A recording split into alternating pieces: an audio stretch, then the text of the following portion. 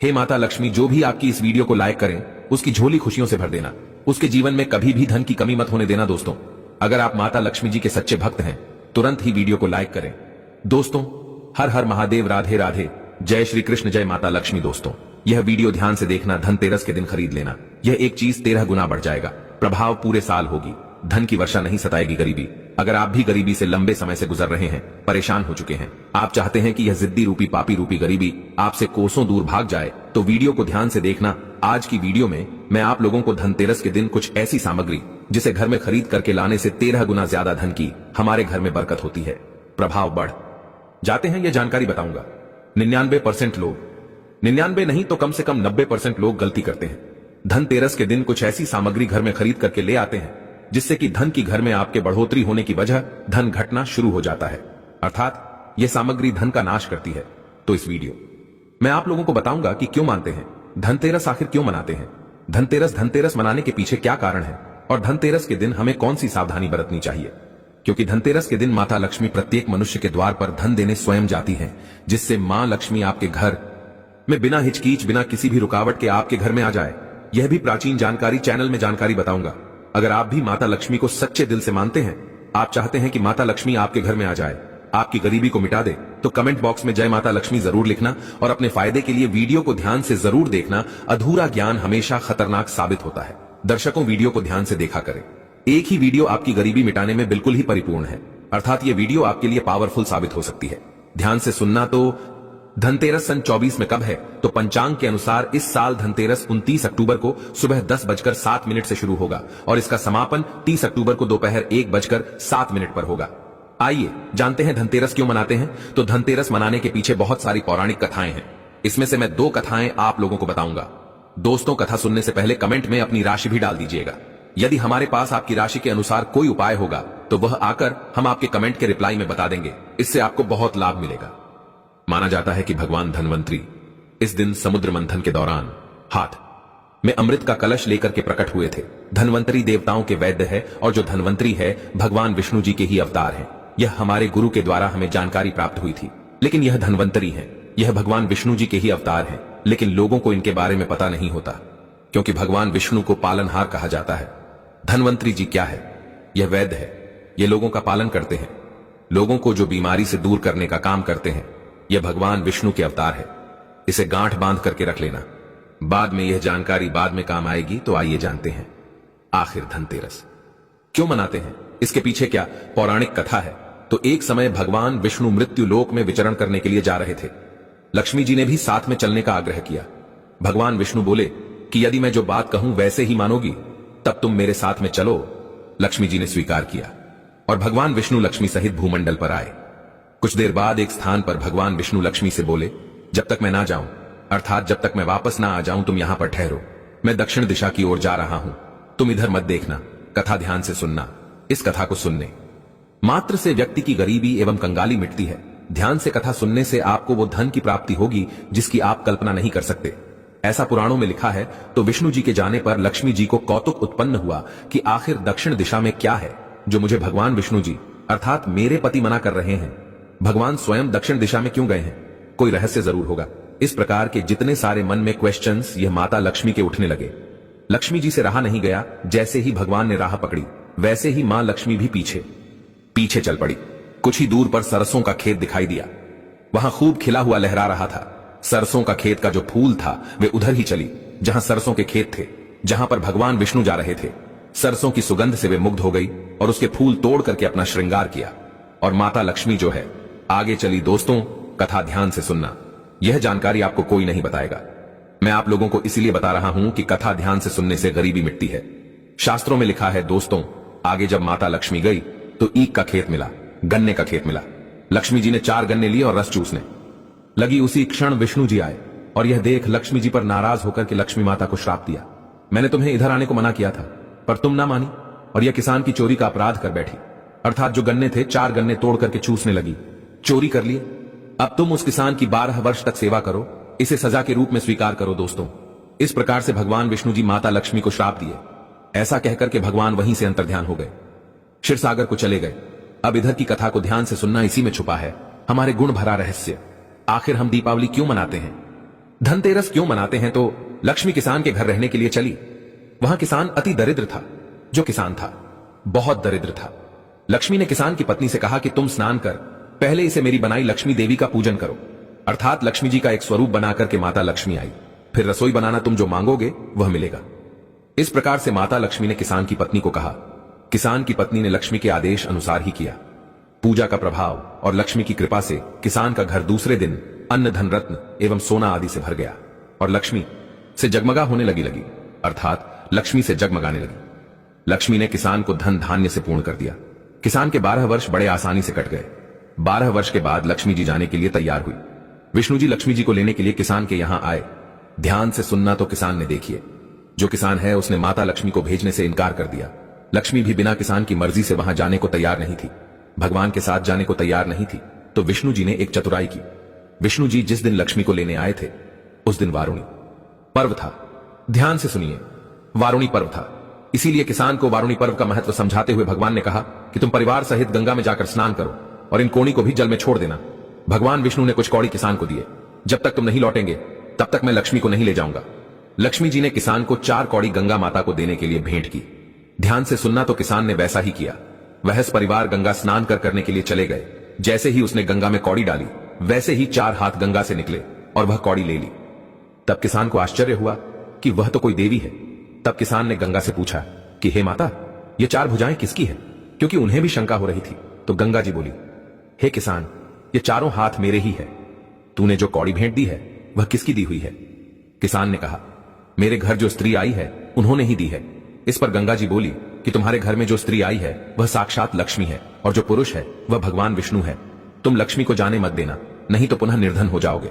यह सुनकर किसान घर लौटा और वहां लक्ष्मी और भगवान विष्णु को बिल्कुल ही दोनों के हाथ पैर पड़ करके बैठ गया और प्रार्थना करने लगा।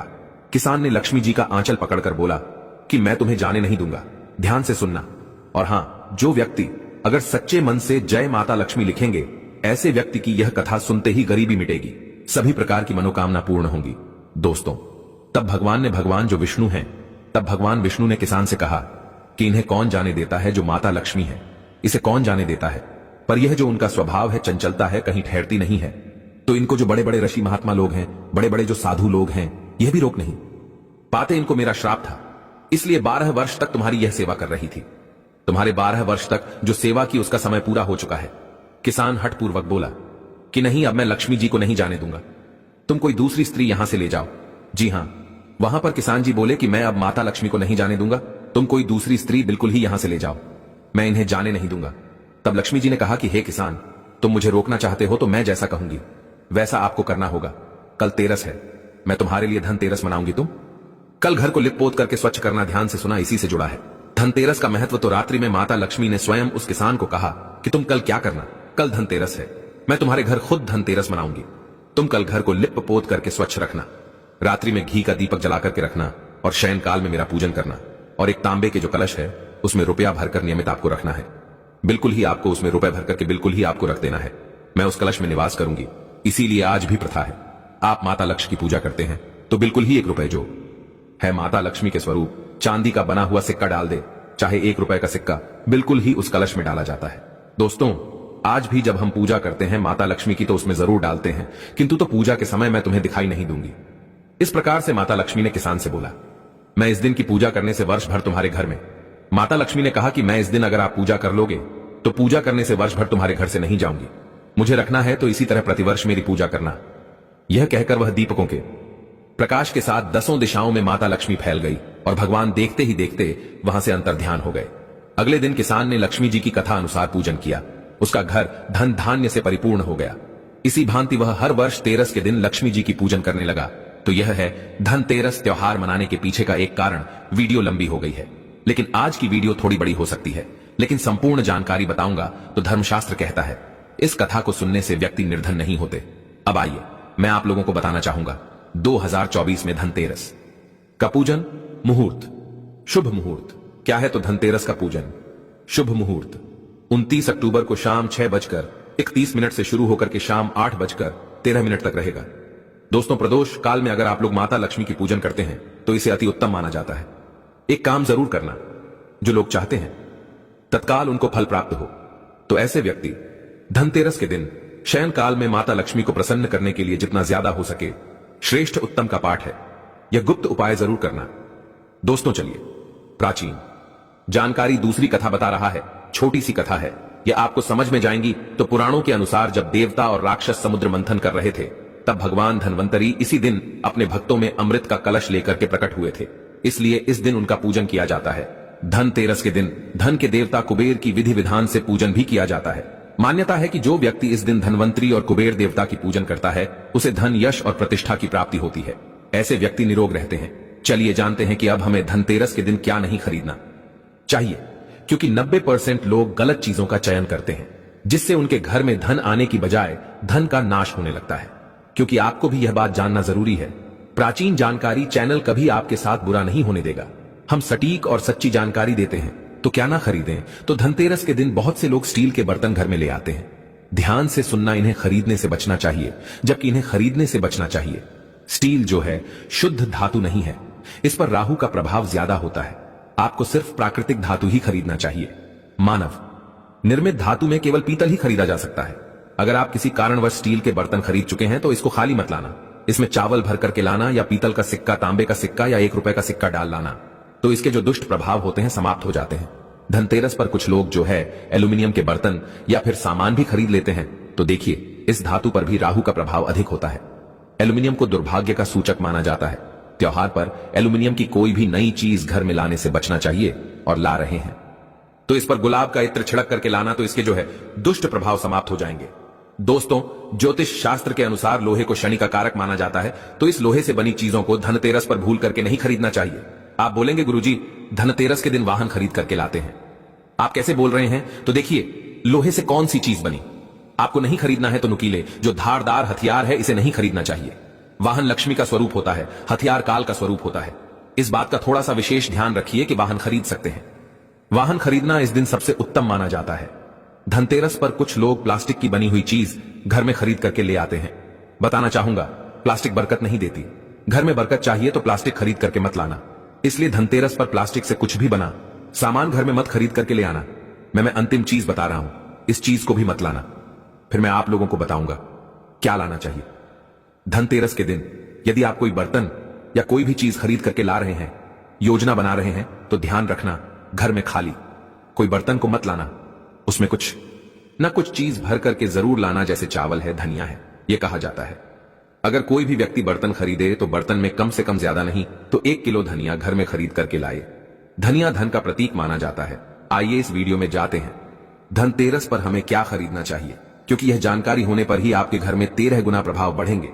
धन आने का जो प्रभाव है 13 गुना बढ़ेगा। कमेंट बॉक्स में फिर से प्रार्थना करूंगा, सच्चे मन से जय माता लक्ष्मी जरूर लिखना। मैं माता रानी से प्रार्थना करूंगा कि सभी प्रकार की आपकी मनोकामना माता लक्ष्मी आपकी पूर्ण करें, आपकी गरीबी को जल्दी समाप्त करें। तो क्या खरीदना चाहिए? तो पहला है सोना खरीदना चाहिए। सोना क्यों खरीदना चाहिए? इसके पीछे भी एक कारण है। मैं सारी जानकारी इसलिए सभी दर्शकों को विस्तार से बता रहा हूं, हालांकि वीडियो लंबी हो जाएगी, लेकिन आप सभी दर्शकों के जो डाउट है, जो मन में क्वेश्चन है, वह क्लियर हो जाए, ताकि आप भी इन चीजों को खरीदें। तो सोना क्यों खरीदना चाहिए? तो धनतेरस पर सोना खरीदने का एक महत्व है। लोक कथा के अनुसार एक राजा, ध्यान से सुनना, हिम का जो राजा है, हिम की बहू ने अपने पति की जान बचाई थी, जिसके बारे में कहा गया है कि वह अपनी शादी के चौथे दिन ही उनका पति मर जाना था। उनके पति को मर जाना था। ज्योतिषियों का एक कथन सत्य होने वाला था, अर्थात ज्योतिषियों ने एक भविष्यवाणी की कि जो राजा हिम की बहू है वह बिल्कुल ही कहा जाए तो शादी के चौथे दिन बिल्कुल उनके पति मर जाएंगे। तो उसने कुछ दिए जलाए। अपने पति के प्राण बचाने के लिए अपने घर के प्रवेश द्वार पर चांदी एवं सोने के आभूषण एवं सिक्के रख दिए। गहने और सिक्के के पूरे ढेर से परिवर्तित प्रकाश ने मृत्यु के स्वामी यमराज को उनके घर में प्रवेश करने और राजकुमार की जान लेने से रोक दिया। कैसे रोक दिया वो भी ध्यान से सुनना। जब यमराज सांप के रूप में हिम के पुत्र की जान लेने आए तो वहां एक ऐसी चकाचौंध प्रकाश निकला। सोना चांदी से आज भी देखना, सोने चांदी से चकाचौंध प्रकाश निकलता है, तो चकाचौंध प्रकाश निकला। इससे जो है सांप रूपी यमराज अंधे हो गए, अर्थात सांप के रूप में जो आए यमराज थे, परिवार को उनके नुकसान नहीं पहुंचाया, राजकुमार को नुकसान नहीं पहुंचाया, बिना नुकसान पहुंचाए ही वापस लौट गए। दोस्तों, तभी से माना जाता है कि सोना और चांदी अगर कोई भी व्यक्ति धनतेरस के दिन खरीदता है तो यह आपके घर को नकारात्मकता से बचाता है। इसीलिए इस दिन पवित्र माना जाता है सोना चांदी खरीदना। लोग धनतेरस पर सोना चांदी नया बर्तन इसलिए खरीदते हैं ताकि कोई भी उनके घर में बुरी जो शक्ति है वह नजर ना डाले। आने की कोशिश करें तो वह भी चकाचौंध हो जाते हैं, अंधे हो जाते हैं। धर्म लिखित शास्त्रों में लिखा है, क्योंकि धनतेरस और दीपावली के टाइम में घनघोर अंधेरा होता है, काल का वास होता है, इसीलिए हर कोने में दीप जलाए जाते हैं। सोना चांदी खरीद जाता है ताकि भूत प्रेत का वास ना हो, नकारात्मकता का साया हमारे घर में कभी ना आए। दोस्तों, इस दिन हमें झाड़ू खरीदना चाहिए। मत्स्य पुराण के अनुसार झाड़ू को माता लक्ष्मी का प्रतीक माना जाता है। वहीं वेद संहिता में झाड़ू को सुख शांति बढ़ाने और दरिद्रता हटाने वाली माना जाता है। यही नहीं, मान्यता तो यह भी है कि धनतेरस के दिन अगर घर में नई झाड़ू लाए जाए तो धन संबंधी परेशानी में राहत मिलती है, क्योंकि झाड़ू को लक्ष्मी का स्वरूप माना जाता है। इसे घर के कभी भी मुख्य द्वार पर मत रखना, इसे घर में छुपा करके रखना चाहिए। दोस्तों, प्राचीन जानकारी के अनुसार, धर्मशास्त्रों के अनुसार, जो व्यक्ति झाड़ू की जितनी ज्यादा केयर करता है उसके जीवन में उतना ही ज्यादा लक्ष्मी का आशीर्वाद प्राप्त होता है। दीपावली के दिन मंदिर में झाड़ू दान करने की भी परंपरा है। कहा जाता है कि इस दिन झाड़ू का दान करने से घर में लक्ष्मी आती है। कैसे आती है वह हम आपको बताएंगे। देखिए, आपके हाथों द्वारा मंदिर में दी गई झाड़ू यदि कोई पुजारी लगाता है या कोई भी व्यक्ति मंदिर में लगाता है तो इससे आपके घर की गरीबी, दरिद्रता, रोग दोष धीरे धीरे समाप्त होते हैं। आपके घर में माता लक्ष्मी का आगमन होता है। जब जब मंदिर में झाड़ू लगेगी तब तब आपके घर में धन बरसेगा। दोस्तों, इसके बाद है धनिया। देखिए, ऐसी मान्यता है कि जो लोग धनतेरस के दिन सोना नहीं खरीद सकते, पीतल के बर्तन नहीं खरीद सकते, जो लोग यह दोनों वस्तु खरीदने में समर्थवान नहीं हैं, तो उन लोगों को धनतेरस के दिन भगवान धनवंतरी के चरणों में धनिया चढ़ाने की परंपरा है। ऐसा माना जाता है कि धनतेरस के दिन भगवान धनवंतरी को, जो धनवंतरी हैं, धनिया चढ़ाने से व्यक्ति की सारी बाधाएं दूर होती हैं। व्यक्ति जो खाट पर पड़ा व्यक्ति है, उसके हाथ से अगर छुआ करके धनिया चढ़ा दिया जाए धनवंतरी महाराज को, तो उनकी बीमारी ठीक हो जाती है। क्योंकि भगवान धनवंतरी को जड़ी बूटियों का राजा माना जाता है, बीमारी दूर करने का राजा माना जाता है। इन्हें डॉक्टर कहते हैं, वैद्य कहते हैं। धनतेरस के दिन जो है, पूजा करते समय आपको साबुत धनिया का प्रयोग जरूर करना चाहिए। धनिया के बीज को पीस करके गुड़ के साथ मिलाकर के एक मिश्रण बनाकर के नैवेद्य रूप में इसको तैयार करके देवी देवताओं को चढ़ाना चाहिए। मान्यता है कि ऐसा करने से धन का नुकसान घर में नहीं होता। धनिया को संपन्नता का प्रतीक माना जाता है, इसलिए धनतेरस को थोड़ा सा धनिया घर में खरीद करके जरूर लाना चाहिए। आपने जरूर देखा होगा, भगवान कृष्ण को भी धनिये की पंजीरी का भोग लगता है और भगवान कृष्ण धनवंतरी का ही रूप है। यह सारे रूप भगवान विष्णु के हैं। और मैं आप लोगों को पिछली वाली वीडियो में भी बताया हूं कि धनतेरस के दिन आपको घर में इत्र लगा हुआ धनिया जरूर छिड़कना चाहिए। इससे लक्ष्मी का आकर्षण होता है, लक्ष्मी खींची चली आती है, ना चाहते हुए भी आपके घर में आना पड़ता है। धनतेरस के दिन लक्ष्मी पूजन के समय धनिया के बीज लक्ष्मी मां को जरूर चढ़ाना चाहिए। पूजा संपन्न होने के बाद किसी बर्तन या बगीचे में इस धनिया को बो देना चाहिए। धनिया के कुछ बीज गोमती चक्र के साथ अपनी तिजोरी में रखने चाहिए। इससे आपके घर में कभी भी धन का अभाव नहीं होता। दोस्तों, हो सके तो इस दिन कौड़ी जरूर घर में खरीद करके लाएं। हम भी कड़ियां अवश्य लाते हैं। प्राचीन जानकारी चैनल कभी आपके साथ बुरा नहीं होने देगा।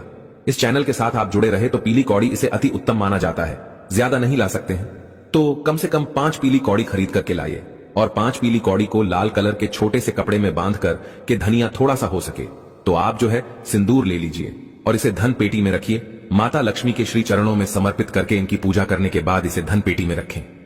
दोस्तों, इससे आपके घर में धन दौलत की बढ़ोतरी होती है। एक चीज और बताना चाहूंगा, कुछ लाएं या ना लाएं, धनिया तो ला रहे हैं, आपको गुलाब का इत्र इस दिन जरूर लाना चाहिए। गुलाब का इत्र क्यों लाना चाहिए? क्योंकि माता लक्ष्मी को गुलाब बहुत प्रिय है। गुलाब का इत्र इस दिन लाएंगे तो आपको पूरे अपने घर में गुलाब के इत्र का छिड़काव करना है। धनतेरस के दिन ऐसा माना जाता है। धनतेरस के दिन माता लक्ष्मी प्रत्येक मनुष्य के द्वार में धन वैभव लेकर के स्वयं खड़ी होती है। जिस घर में उनका स्वागत किया जाता है, उनका आदर किया जाता है, उस घर में माता लक्ष्मी बिना पूछे फिर प्रवेश कर जाती है। जो गुलाब का इत्र होता है बहुत ही सुगंधित होता है। माता लक्ष्मी को बहुत प्रिय है, जैसे आपको बहुत खीर प्रिय है। कोई आपको खीर बना करके आपके लिए रखे हैं और आपको वहां पर बुला रहे हैं तो बिल्कुल आपको जाना पड़ेगा।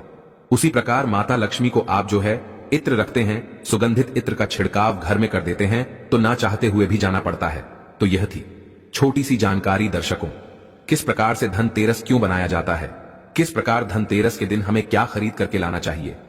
धनतेरस में क्या खरीदना शुभ कार्य होता है, फलकारी होता है। यह सब जानकारी आपको कैसी लगी कमेंट बॉक्स में लिखिए। जय माता लक्ष्मी। हे माता लक्ष्मी, आपकी इस वीडियो को जो भी लाइक करें उसको कभी गरीब मत रहने देना, उसकी झोली धन दौलत खुशियों से भर देना। दोस्तों, वीडियो जरूर लाइक करें। दोस्तों, प्राचीन जानकारी की ओर से आप लोगों को धनतेरस और दीपावली की हार्दिक शुभकामनाएं। दिवाली में इस फल के एक टुकड़ा किस्मत बदल देगा। 7 जन्म तक धन खत्म नहीं होगा, जो मांगोगे वो देगा। इसे फल के एक टुकड़े को लाने से भाग्य आपका 7वें आसमान पर होगा, जहां भी पैसों की जरूरत होगी धन खींचा हुआ आपके पास आएगा। भगवान धन्वंतरी की कृपा से इस फल के टुकड़े को जो भी मनुष्य दिवाली या धनतेरस लेकर आता है उसे बिन पूजा पाठ के ही सारा फल मिल जाता है, प्राप्त हो जाता है, हासिल हो जाता है। दुनिया आपके कदमों में आ जाती है, बिना दीप जलाए, बिना धूप दिखाएं, बिना आरती करें। मात्र धनतेरस या दीपावली पर इस फल के एक टुकड़े को लाने भर से आपका बेड़ा पार हो जाएगा।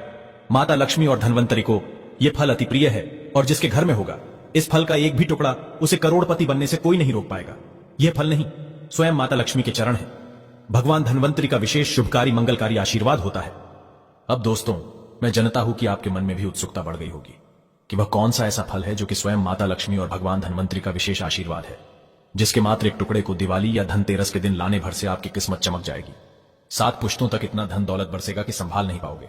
फिक्र मत कीजिए दोस्तों, मैं उसे फल की पूरी जानकारी आपको इस वीडियो में बताऊंगा। सबसे पहले फल है गूलर का फल। ध्यान से सुनिएगा दोस्तों, जो आपको बताने जा रहे गूलर का फल कोई साधारण फल नहीं होता है। गूलर के फल को अगर कोई व्यक्ति दिवाली या धनतेरस के दिन अपने घर पर ले आता है तो शास्त्रों में साफ साफ लिखा हुआ है उस व्यक्ति को करोड़पति बनने से कोई नहीं रोक सकता है। यह कोई हवाई बात नहीं है दोस्तों, यह शास्त्र प्रमाणित जानकारी है। दोस्तों, एक समय की बात है, भगवान नरसिंह जब हिरण्यकश्यप को मार करके जा रहे थे तो उनके हाथों में बहुत खुजली हो रही थी। तो भगवान नरसिंह जी ने अपनी खुजली को मिटाने के लिए गूलर के वृक्ष को सबसे पहले अपने आसपास देखा और गूलर के वृक्ष पर अपने नाखूनों को गढ़ दिया। जैसे ही भगवान नरसिंह जी ने गूलर के वृक्ष में अपने नाखूनों को गड़ाया, तुरंत थी भगवान नरसिंह जी की हाथों की खुजली अपने आप खत्म हो गई। लेकिन गूलर का वृक्ष दर्द से कहराने लगा। तब भगवान नरसिंह जी ने गूलर के वृक्ष को वरदान दिया, हे वृक्ष राज, मैं आपको वरदान देता हूं कि मैं और लक्ष्मी सदैव आपके वृक्ष पर विराजमान रहेंगे और कोई भी भक्त अगर दिवाली के दिन, धनतेरस के दिन आपके फल को ले जाकर के अपने घर पर स्थापित कर लेगा तो उस व्यक्ति की गरीबी को हम क्षण भर में समाप्त कर देंगे। अब गूलर के फल को आपको लाना कैसे है? देखिए, दिवाली वाले दिन या दशहरे वाले दिन एक तांबे के लोटे में शुद्ध गंगा जल लेना है। फिर आपको घर के पास कोई भी गूलर का वृक्ष हो, सूर्यास्त से पहले आपको उस वृक्ष के पास जाना है और एक लोटा जल उसे गूलर के वृक्ष को देना है। फिर उसे गूलर के वृक्ष से अनुमति लेने के बाद आपको 5 गूलर के वृक्ष के फल तोड़ लेने हैं। इसको घर पर लाना है। घर पर लाने के बाद इसको लाल कपड़े में लपेटना है और अपने घर में पूजा घर पर स्थापित कर देना है। इतना उपाय अगर आपने कर लिया तो साक्षात आपके घर को भगवान विष्णु जी और माता लक्ष्मी जी का आशीर्वाद मिलेगा। आपके घर से हर प्रकार की गरीबी खत्म हो जाएगी, आपके घर की बरकत होगी, आपके घर की उन्नति होगी। दूसरा फल है सीताफल। दोस्तों, सीताफल माता लक्ष्मी जी को अत्यंत प्रिय है क्योंकि सीता माता माता लक्ष्मी जी का ही अवतार है। दोस्तों, माता लक्ष्मी जी का स्वरूप कहे जाने वाले सीताफल आपकी गरीबों को हमेशा हमेशा के लिए खत्म करने में सक्षम माना गया है। अगर आप दिवाली वाले दिन एक सीताफल खरीद करके लाते हैं और माता लक्ष्मी जी को उसको अर्पित कर देते हैं तो मान के चलिए धन आपके पीछे पीछे चला आएगा। आपके जीवन में इतना धन आएगा जिसकी आपने कल्पना नहीं की होगी। यह उपाय अगर दिवाली वाले दिन किया जाए तो शास्त्रों में साफ साफ लिखा हुआ है, एक व्यक्ति को करोड़पति बनने से कोई नहीं रोक सकता है। एक व्यक्ति को उसके भाग्य का साथ मिलता है, एक व्यक्ति का भाग्य प्रबल हो जाता है। अगर वह व्यक्ति दिवाली वाले दिन माता लक्ष्मी जी को सीताफल अर्पित कर दे तो उसका जीवन बदल जाता है। तीसरा, जो आपको दिवाली या धनतेरस के दिन खरीद करके लाना है वह है जड़ी। आपने बिल्कुल सही सुना, कमल की जड़ या कमल के फूल। अगर दिवाली वाले दिन आप जड़ी लाते हैं और माता लक्ष्मी जी को अर्पित करते हैं तो इससे आपके जीवन में धन की वृद्धि होगी। देखिए, कमल के फूल में माता लक्ष्मी जी विराजमान होती हैं। अगर आपको कमल का फूल नहीं मिल पाता है, ये कमल की जड़ी मिल पाने में आपको दिक्कत हो रही है, तो आप कमल गट्टे की माला दिवाली या दशहरे के दिन खरीद करके ले आए और इसको अपने पूजा घर पर स्थापित कर ले और प्रत्येक शुक्रवार को माता लक्ष्मी जी के सामने कमल गट्टे की माला को अपने हाथ में पकड़ने के बाद विधि विधान से माता लक्ष्मी जी की पूजा करें। ऐसा करने के बाद मान के चलिए माता लक्ष्मी जी की कृपा सदैव आप पर बनी रहेगी। माता लक्ष्मी जी की आशीर्वाद से आपके जीवन में धान की वर्षा होगी। माता लक्ष्मी जी की कृपा से आपके जीवन में धन आने के रास्ते खुल जाएंगे। यह एक ऐसा उपाय है जो प्राचीन काल के समय का एक बहुत ताकतवर उपाय है। बहुत से करोड़पति लोग यह उपाय करते हैं और उनको इनका लाभ भी मिला है। और अगर आपने भी यह उपाय कर लिया तो मान के चलिए इस दिवाली के बाद आपके जीवन में धन संबंधित हर प्रकार की परेशानी खत्म हो जाएगी और आपके जीवन में आपको धन, सुख, वैभव, ऐश्वर्य की प्राप्ति होगी। ये थी छोटी सी जानकारी। अगर आप माता रानी को अपने घर पर बुलाना चाहते हैं तो कमेंट बॉक्स में लिखें, माता लक्ष्मी आपका स्वागत है हमारे घर में धनतेरस की तथा दीप। दोस्तों, धनतेरस के समय में कोई भी पौधे को लाते हैं तो आपको मंत्र जाप करने की जरूरत नहीं पड़ती, उसे सिद्ध करने की जरूरत नहीं पड़ती। वह पेड़ पौधे स्वयं धनतेरस के समय में भगवान धन्वंतरी के होने के कारण, दीपावली का पर्व होने के कारण स्वयं सिद्ध हो जाते हैं। बस धनतेरस के समय में इन पेड़ पौधों को आपको अपने घर में लाना चाहिए। तो कौन से ऐसे पौधे हैं जिस पौधे को घर में लाने से व्यक्ति की गरीबी मिटती है, दुर्भाग्य दूर होता है? इस वीडियो में मैं आप लोगों को सारी जानकारी विस्तार से बताऊंगा। अगर आप भी माता लक्ष्मी के सच्चे भक्त हैं तो वीडियो को लाइक कर चैनल को सब्सक्राइब जरूर करना। कमेंट बॉक्स में जय माता दी जरूर लिखना। आइए इस वीडियो में जानते हैं कौन से पौधे को हमें धनतेरस के समय में लाना चाहिए। प्रथम पौधा है सहदेवी।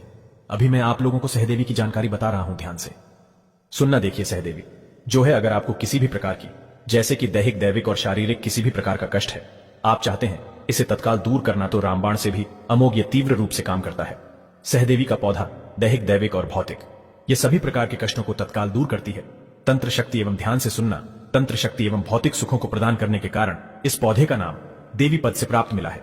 इसे सहदेवी कहा जाता है। यह सभी वनस्पतियों की देवी है, मां है, इसलिए इस पौधे को सहदेवी कहा जाता है। अगर आपको समझ में नहीं आ रहा है सहदेवी का पौधा कैसा होता है, तो इस प्रकार से हमारी वीडियो में देख लीजिए।